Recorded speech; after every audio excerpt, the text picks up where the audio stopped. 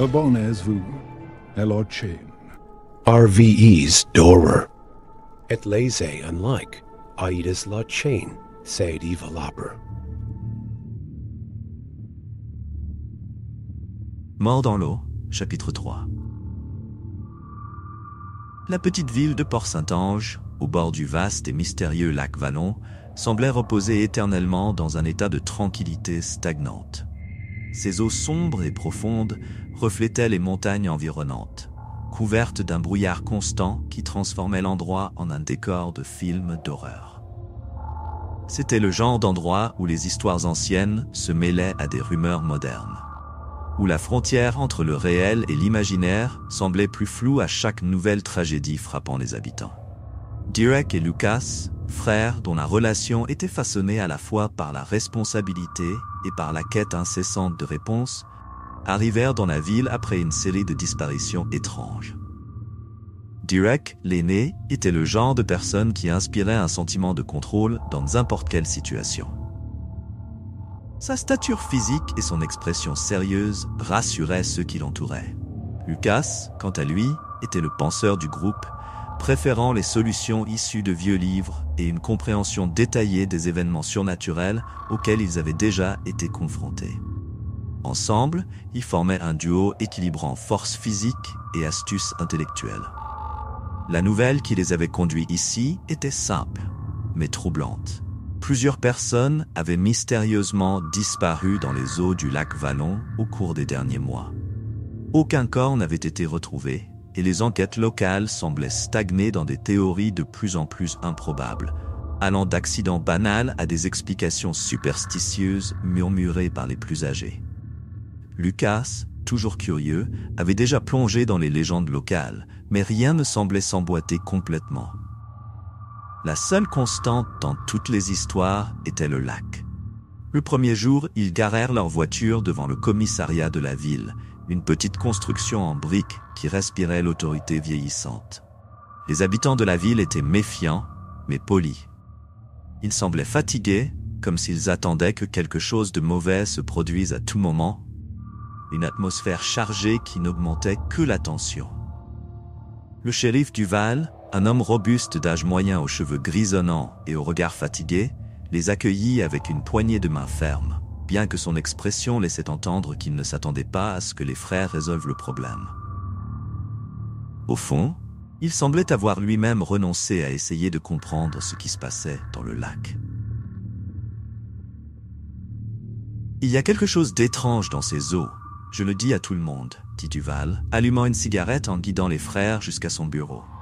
Les gens disparaissent et nous ne trouvons jamais de traces, ni vêtements, ni corps, rien. Juste les eaux calmes et ce maudit silence.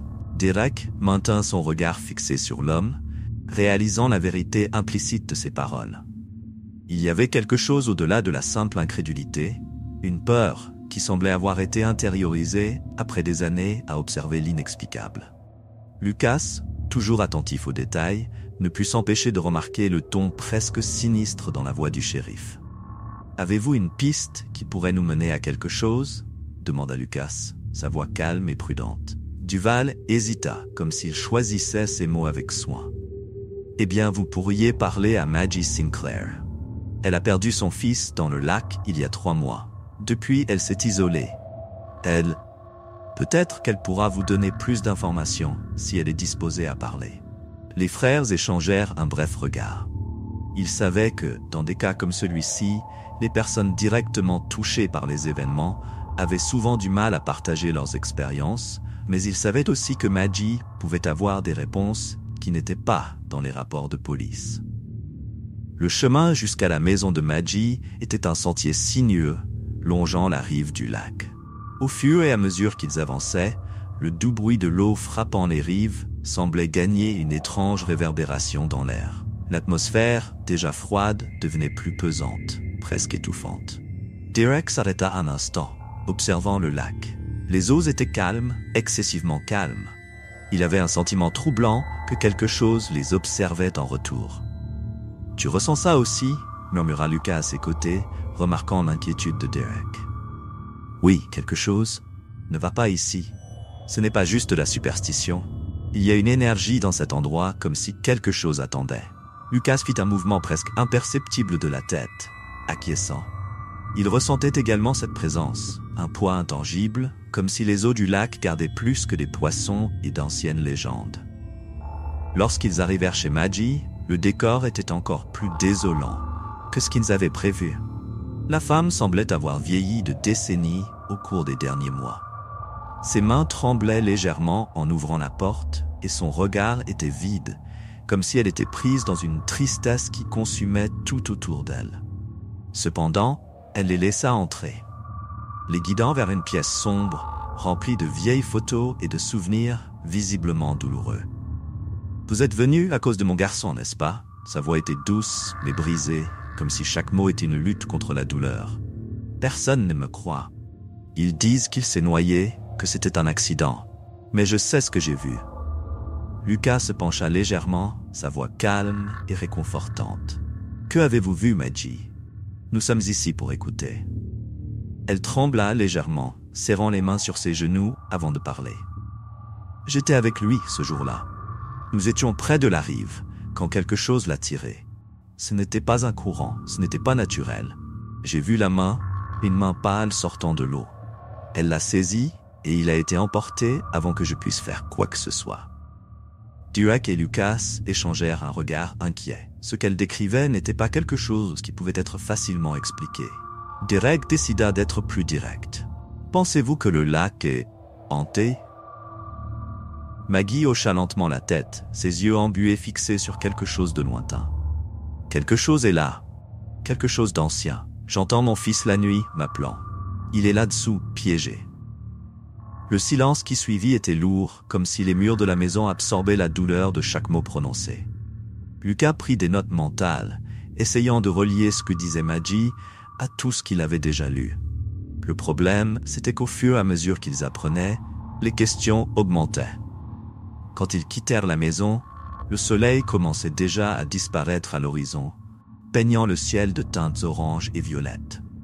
Le lac, cependant, semblait indifférent à cette beauté, sa surface calme, reflétant les couleurs avec une froideur qui rendait les frères mal à l'aise.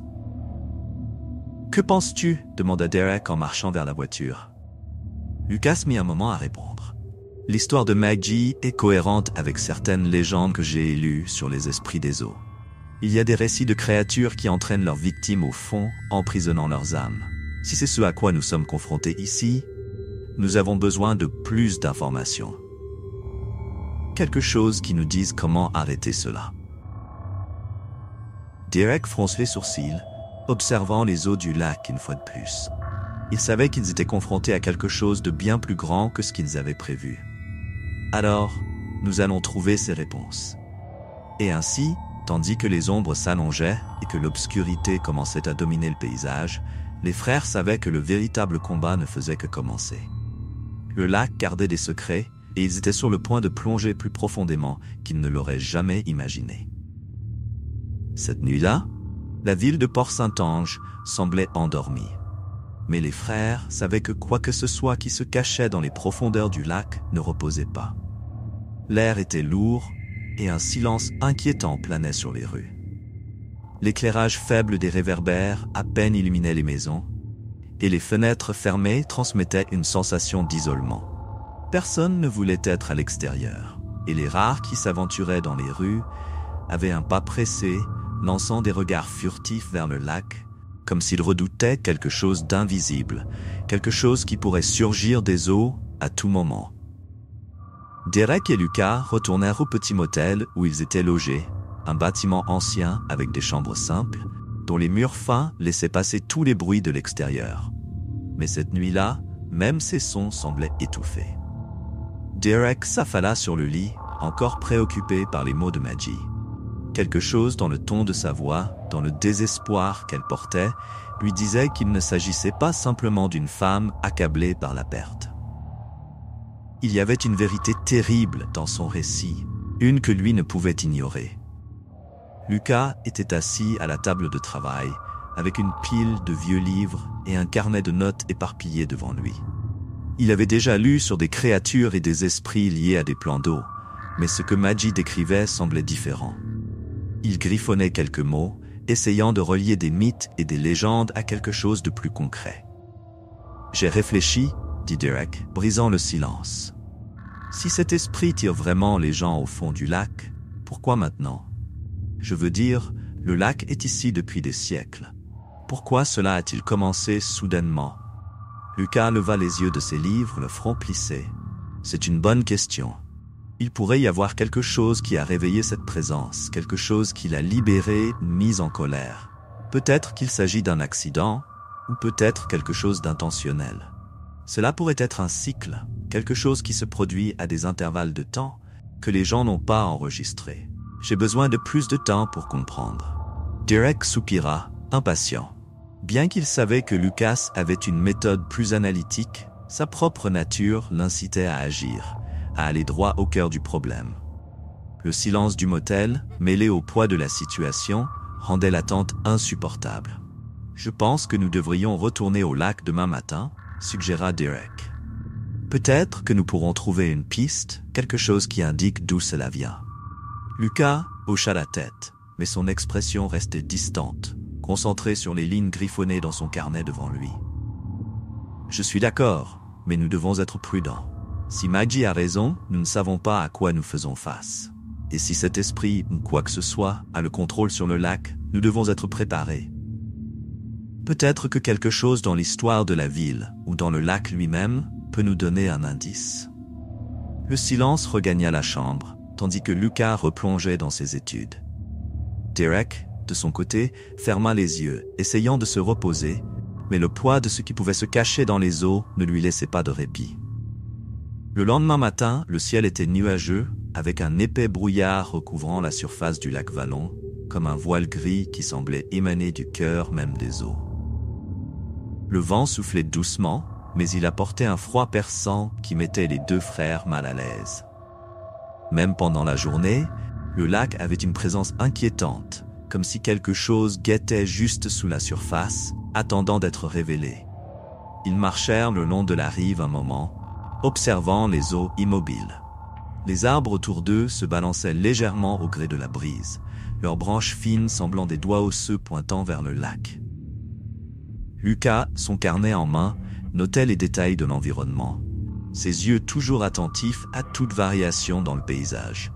Derek, quant à lui, était davantage axé sur son instinct.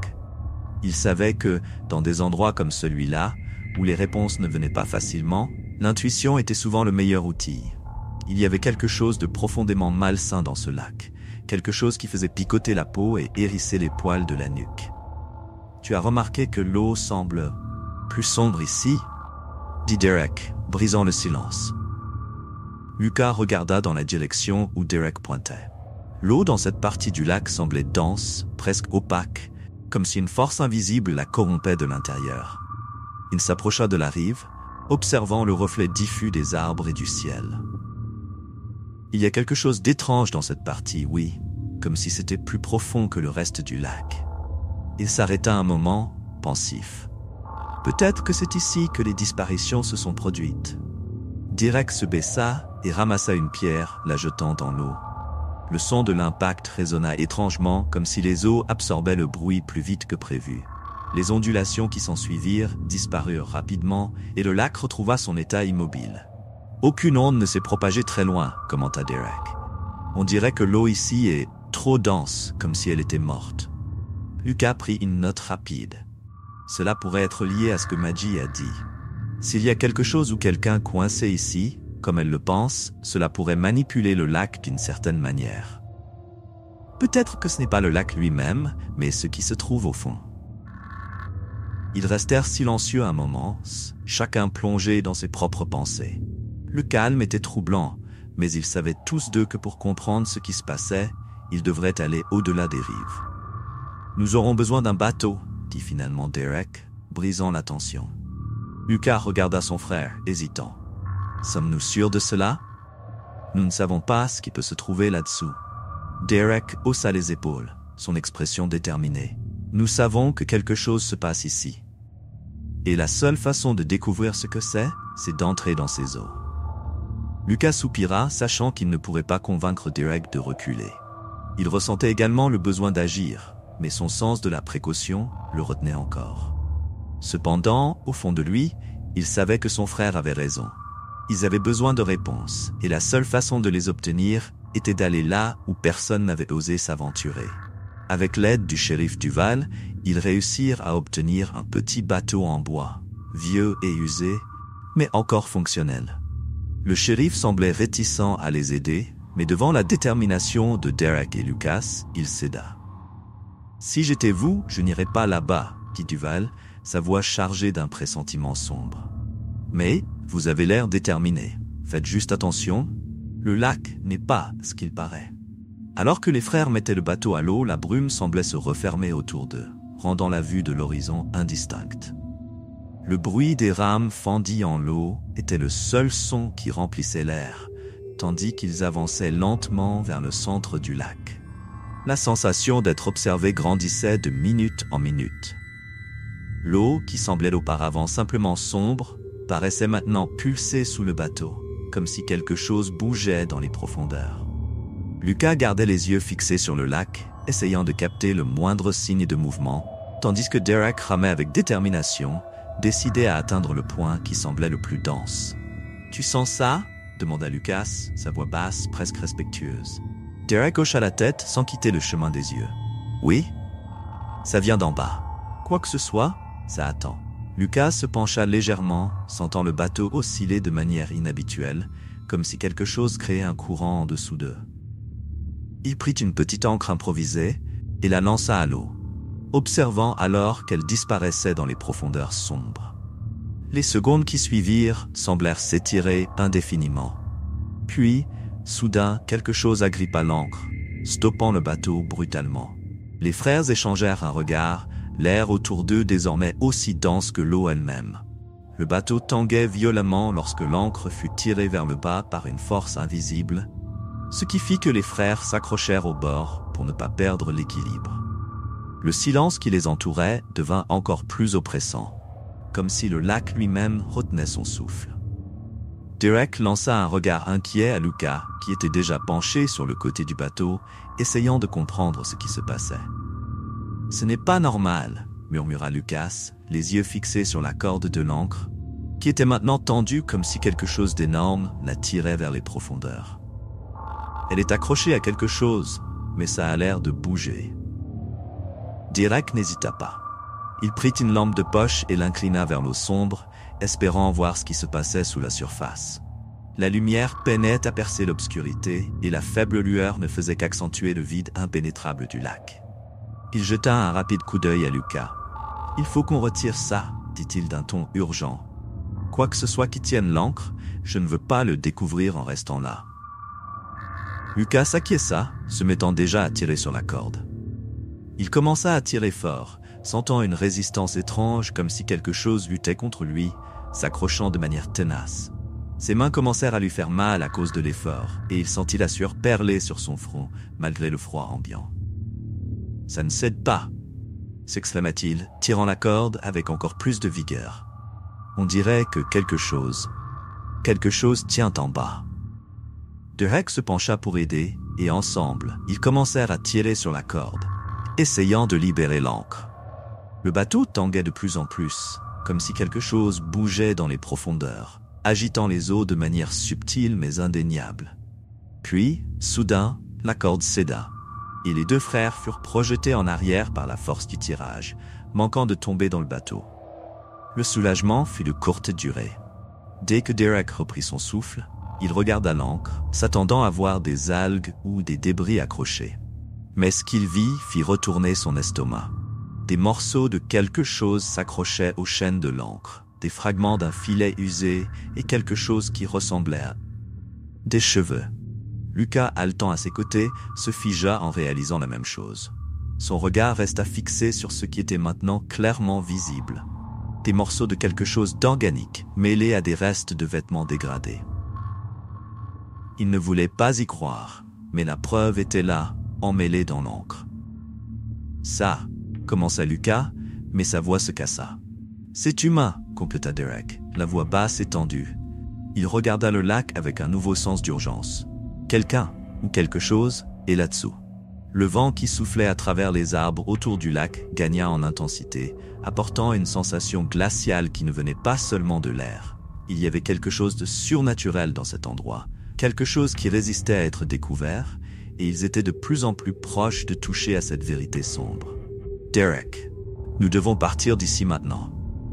Lucas était clairement bouleversé, mais son esprit analytique cherchait toujours une explication. Il tenta de garder son calme, mais la peur était évidente dans ses yeux. Nous ne pouvons pas affronter cela sans plus d'informations. Nous devons retourner, enquêter davantage avant de faire quelque chose de précipité. Si vous appréciez cette histoire et que vous voulez suivre les aventures qui vous attendent, n'oubliez pas de suivre notre chaîne. Votre soutien est essentiel pour que nous puissions continuer à créer des récits engageants et passionnants. Laissez votre commentaire ci-dessous et partagez vos impressions sur l'histoire. Votre opinion fait toute la différence pour nous et nous motive à vous raconter encore plus d'histoires effrayantes et mystérieuses. Merci beaucoup de nous avoir écoutés. Derek acquiesça, réalisant combien il serait risqué de rester dans le lac plus longtemps. Il commença à ramer de retour vers la rive, mais le mouvement des eaux ne semblait plus le même. La résistance qui était auparavant subtile devenait maintenant plus intense, comme si quelque chose ou quelqu'un tenait le bateau. La sueur coulait de ses tempes, tandis qu'il forçait sur les rames, ressentant la pression invisible qui tentait de les arrêter. À chaque coup de rame, le lac semblait lutter contre eux, et le bruit de l'eau fendue par les rames résonnait étrangement, presque comme des chuchotements. Derek regarda son frère, réalisant l'inconfort croissant sur le visage de Lucas. « Tu sens ça ?» demanda Derek, la voix chargée de tension. Lucas hocha la tête, les yeux fixés sur l'eau autour d'eux. « Nous ne sommes pas seuls. » Le bateau avançait lentement, mais il semblait que la rive était à des kilomètres. La brume dense et lourde rendait difficile de discerner où le lac se terminait et où la terre commençait. Tout était enveloppé dans cette brume fantomatique, et pendant un instant, les frères se sentirent comme s'ils étaient piégés dans un limbe où le temps et l'espace n'avaient plus de sens. Puis, du fond du lac, un bruit émergea.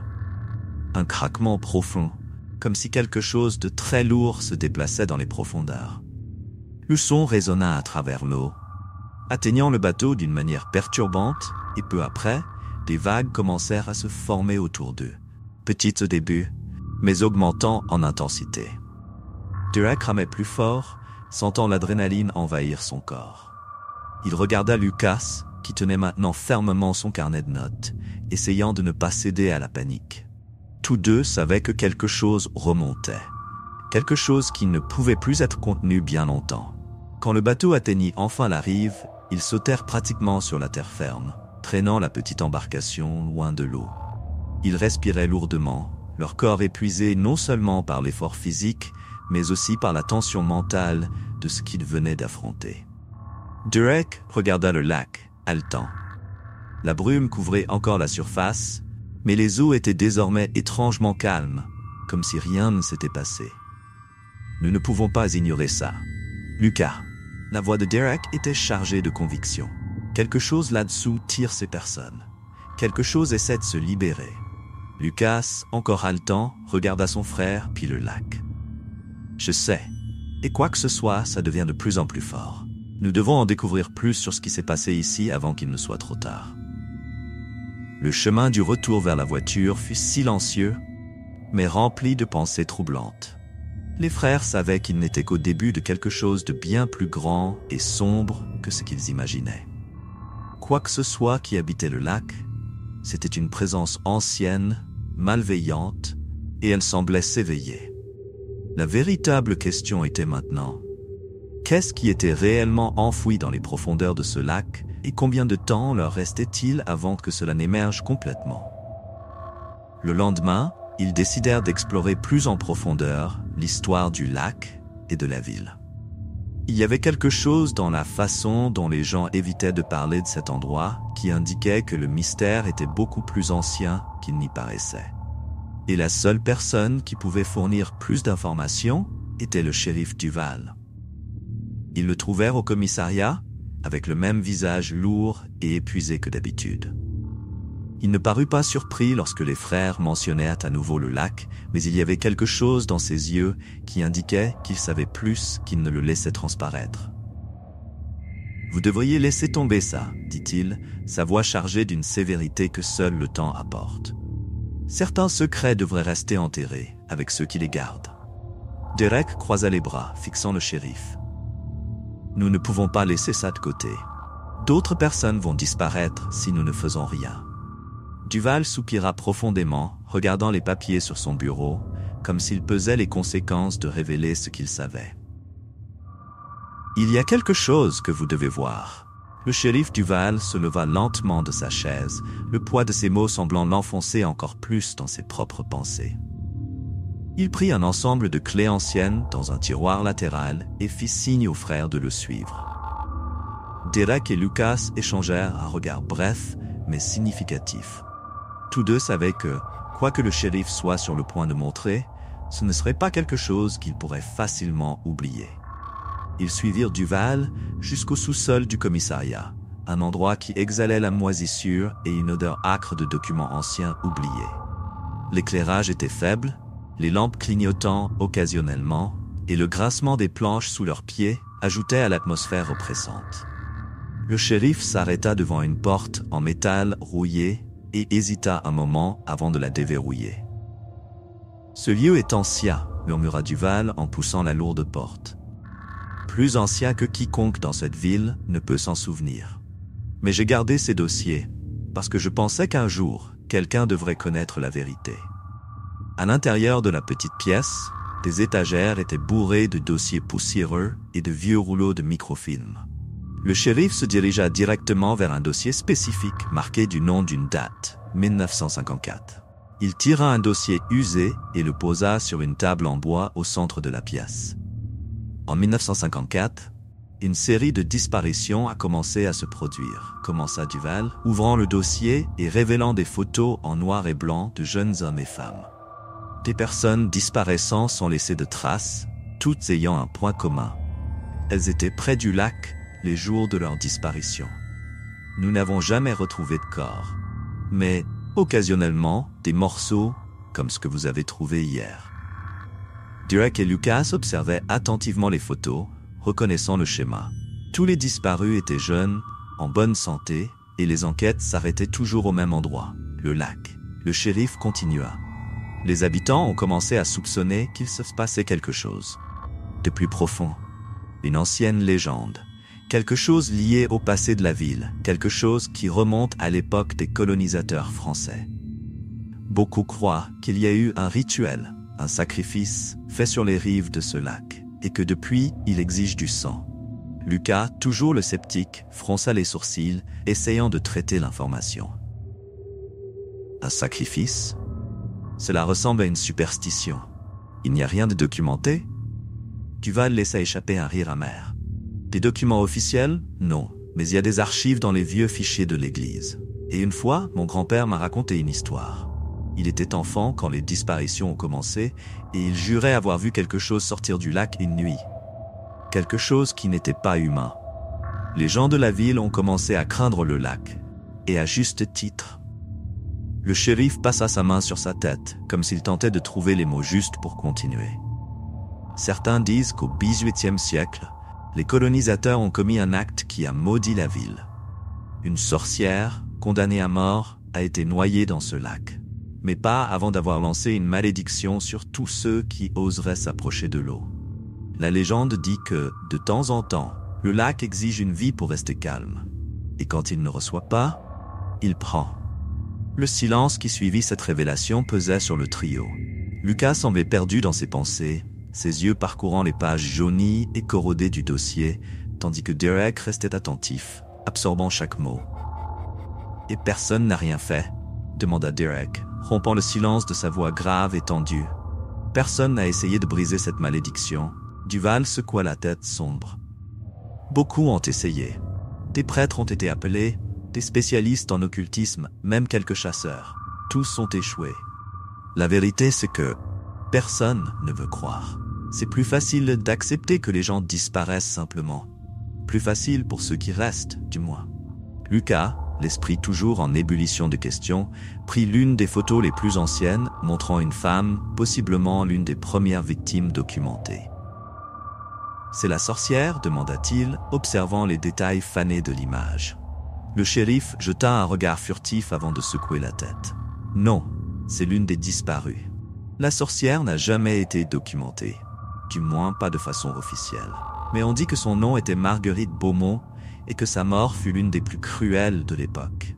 Elle a été accusée de sorcellerie, torturée et ensuite attachée à un bloc de pierre avant d'être jetée dans le lac. On dit que son esprit a maudit non seulement le lac, mais tous ceux qui oseraient découvrir les secrets enfouis dans les eaux. » Derek fronça les sourcils, essayant de relier les morceaux. Quelque chose dans cette histoire résonnait profondément avec ce qu'ils avaient vécu au lac la veille. Le poids invisible tirant l'ancre, l'eau s'agitant sans raison apparente. C'était comme si quelque chose là-dessous essayait d'émerger, d'essayer de se libérer. Et si c'était vrai? Derek réfléchit à haute voix, regardant Lucas. Si cette malédiction est réelle, nous faisons face à quelque chose qui pourrait être bien plus ancien et puissant que tout ce que nous avons déjà affronté. Lucas, de son côté, était plus concentré sur les détails. Il prit son carnet de notes et commença à feuilleter rapidement les pages, établissant des connexions avec d'anciens textes qu'il avait déjà étudiés. Si cette malédiction est basée sur un sacrifice et que la sorcière a été noyée dans le lac, il pourrait y avoir un lien entre son esprit et l'eau elle-même, dit Lucas, plus pour lui-même que pour les autres. Mais une malédiction de ce type ne peut pas perdurer éternellement. Il doit y avoir un moyen de rompre le cycle. Le shérif, cependant, semblait plus sceptique. Beaucoup ont essayé et tous ont échoué. Vous pensez pouvoir faire mieux? Derek serra les lèvres en une ligne déterminée. Nous allons essayer. Nous ne pouvons pas simplement ignorer ce que nous avons vu hier. S'il y a un moyen d'arrêter ça, nous allons le découvrir. Le shérif poussa un lourd soupir, comme s'il prévoyait déjà ce qui allait arriver. Je vous demande juste une chose. Faites attention. Le lac n'est pas seulement un endroit maudit. C'est comme s'il avait une volonté propre. Il choisit ses victimes et quand il le fait, il n'y a pas d'échappatoire. Avec ces paroles lourdes en tête, les frères sortirent du commissariat, portant avec eux plus de questions que de réponses. Alors qu'ils marchaient dans les rues silencieuses de la petite ville, ils se sentaient de plus en plus éloignés de la réalité quotidienne et de plus en plus immergés dans un monde où les anciennes légendes et les malédictions étaient réelles. Le poids de ce qu'ils avaient découvert pesait non seulement sur eux, mais aussi sur le lac. Cet endroit où les secrets les plus sombres étaient cachés, attendant d'être déterrés. De retour dans la voiture, Derek conduisait en silence, tandis que Lucas feuilletait à nouveau ses notes et les fichiers qu'ils avaient reçus de Duval. L'environnement autour d'eux semblait presque conspirer contre eux, avec un ciel nuageux et l'air lourd. La ville au bord du lac avait une aura de désolation, comme si elle-même était piégée dans une sorte de transe, un état permanent de déni de ce qui se passait réellement. « Qu'en penses-tu » demanda enfin Derek, brisant le silence. Lucas ne détournait pas les yeux de son carnet. « Je pense que nous devons retourner là-bas, et cette fois, être préparés. » Ce soir-là, le vent semblait murmurer des secrets que la ville cachait depuis des siècles. Le chemin de retour au lac était marqué par un lourd silence entre Derek et Lucas. Tous deux savaient qu'ils allaient faire face à quelque chose de plus grand que de simples légendes. Il y avait une force maligne dans cette eau, quelque chose qui exigeait des réponses. En arrivant au bord du lac, le décor semblait plus sombre que la veille. Les arbres, immobiles, entouraient l'endroit comme des gardiennes sinistres, et l'eau était noire comme de l'encre, reflétant le ciel nuageux. Lucas fut le premier à sortir de la voiture, ses yeux examinant le lac avec un mélange de fascination et de peur. Il tenait fermement son carnet de notes, tandis que Derek observait le lieu en silence, comme s'il tentait de prévoir ce qui allait se passer ensuite. « Nous devons faire ça intelligemment, Derek, » dit Lucas, brisant enfin le silence. « Si l'esprit de la sorcière est toujours ici, la malédiction doit avoir un point faible. Elle a été noyée, n'est-ce pas? Peut-être que l'eau est le lien qui l'unit à ce monde. » Derek fronça les sourcils, les yeux toujours fixés sur le lac. « Et comment rompons-nous ça ? Nous plongeons et essayons de lui parler ?» Lucas haussait les épaules, feuilletant son carnet. « Ce n'est pas si simple, mais il existe d'anciens rituels de bannissement. Certains de ces textes mentionnent des esprits liés à l'eau, mais le problème est que pour réaliser le rituel, nous avons besoin d'un objet de valeur sentimentale de la victime. Et comment allons-nous obtenir ça ? Demanda Derek, s'imaginant déjà la réponse sombre qui allait suivre. Lucas hésita, ses yeux fixés sur ses notes. Nous devons trouver quelque chose de la sorcière. Quelque chose qui lui appartenait. Le silence pesait sur les frères tandis qu'ils assimilaient ce qu'ils devaient faire. La tâche qui se présentait semblait impossible. Trouver quelque chose appartenant à une femme morte depuis des siècles, dont le corps avait été noyé dans le lac. Derek passa la main dans ses cheveux, frustré. « Et comment diable trouvons-nous ça, Lucas ? Son corps est au fond de ce lac depuis plus de 200 ans. » Lucas prit une grande respiration, regardant son frère avec le sérieux que la gravité de la situation exigeait. « Je ne sais pas, Derek, mais s'il y a quelque chose là-dessous, nous allons devoir le trouver. » Sans alternative claire, les frères se préparèrent à explorer le lac plus en profondeur, cette fois avec une approche différente. Derek, toujours le plus pratique, commença à organiser l'équipement de plongée qu'ils avaient apporté. Lucas, quant à lui, réexaminait ses anciens textes, essayant de trouver toute mention supplémentaire sur la malédiction ou des rituels qui pourraient aider. L'obscurité commença à tomber rapidement, et avec elle, une épaisse brume couvrit le lac. L'ambiance semblait devenir plus dense, comme si l'air lui-même était contre eux. Lorsqu'ils furent prêts, les frères s'approchèrent du bord de l'eau, où Derek ajusta le respirateur de son équipement de plongée. « Tu restes ici, dit-il à Lucas. Si quelque chose tourne mal, tu tires sur la corde. » Lucas acquiesça, visiblement nerveux, tenant le câble de sécurité qui reliait Derek au monde au-dessus de l'eau. Il n'y avait pas de marge d'erreur. Derek plongea. L'eau était glaciale, comme si elle avait été tirée directement d'un tombeau. À mesure qu'il descendait, le monde autour de lui se transformait. La lumière de la lune devenait de plus en plus lointaine, tandis que l'obscurité du fond du lac l'enveloppait. Ses oreilles bourdonnaient sous la pression, mais il continua. À quelques mètres sous la surface, Derek commença à ressentir quelque chose d'étrange. L'eau autour de lui semblait plus dense, et il y avait une présence là avec lui. Il regarda autour de lui, sentant un frisson parcourir son échine. Quelque chose l'observait. Tout à coup, il vit. Au fond vaseux du lac, partiellement recouvert d'algues et de débris, se trouvait une structure en pierre. Son cœur s'accéléra. Serait-ce là que le corps de la sorcière avait été immergé ? Il nagea vers la structure, et plus il s'approchait, plus l'environnement autour de lui changeait. Le froid s'intensifiait, et une sensation suffocante serrait sa poitrine. Lorsqu'il arriva à l'endroit, il vit ce qui semblait être un bloc de pierre, avec des chaînes rouillées s'étendant vers le néant. Mais alors, quelque chose brilla sous la boue. Derek s'agenouilla au fond du lac, écartant la saleté, et trouva un objet. Un collier ancien, avec un pendentif en forme de croissant de lune. Il savait, d'une manière ou d'une autre, que cet objet appartenait à Marguerite Beaumont. Au moment précis où il toucha le collier, le lac sembla réagir. L'eau autour de lui commença à tourbillonner et une force invisible le tirait vers le bas, comme si elle voulait l'engloutir. Le câble de sécurité se tendit et Lucas à la surface sentit la tension. « Derek !» cria Lucas, tirant fort sur la corde. Derek essaya de résister à l'attraction, mais c'était inutile. La force de la malédiction était palpable et il sentait l'air lui manquer. Désespéré, il agrippa le collier avec force et fit signe à Lucas. Dans un effort désespéré, Lucas tira de toutes ses forces, arrachant son frère des profondeurs maléfiques. Derek émergea avec un violent tir, respirant difficilement, et Lucas le traîna vers la rive. Le collier, encore dans ses mains, goûtait l'eau du lac maudit. « Tu as réussi ?» demanda Lucas, haletant.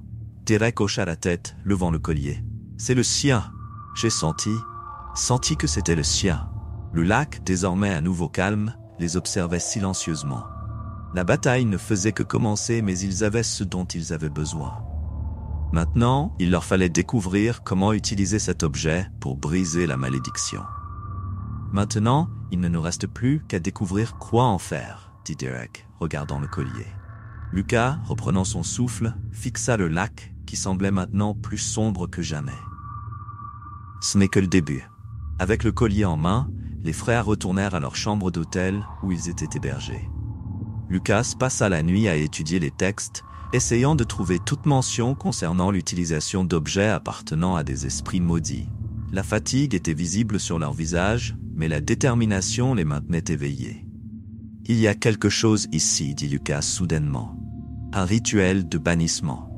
Mais ça ne va pas être facile. » Derek s'approcha, les yeux attentifs. « Que devons-nous faire ?»